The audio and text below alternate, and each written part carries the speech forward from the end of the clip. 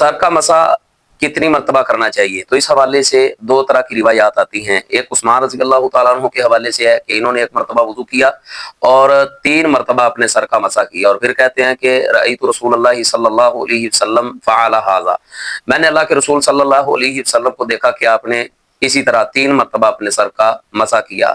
اسی کے آگے سنن نبی داؤد کے اندر علی رضی اللہ تعالیٰ عنہ کے حوالے سے ایک روایت آتی ہے کہ انہوں نے ایک مرتبہ پریکٹیکل اللہ کے رسول صلی اللہ علیہ وسلم کا وضو کر کے دکھلایا، تو اس کے اندر آتا ہے کہ انہوں نے فمسح برأسہ مرۃ واحدۃ، کہ ایک ہی مرتبہ انہوں نے سر کا مسا کیا تھا. اور اللہ کے رسول صلی اللہ علیہ وسلم کا ظاہر ہے کہ وضو کا طریقہ بیان کر رہے ہیں، تو آپ صلی اللہ علیہ وسلم سے ایک مرتبہ بھی سر کا مسا کرنا ثابت ہے اور 3 مرتبہ بھی سر کا مسا کرنا ثابت ہے. تو کم از کم ایک مرتبہ فرض ہے، اور زیادہ سے زیادہ اگر کوئی بندہ زیادہ مرتبہ مسا کرنا چاہے تو زیادہ سے زیادہ 3 مرتبہ کر سکتا ہے، اس سے تجاوز نہیں کر سکتا. باقی واللہ اعلم بالصواب.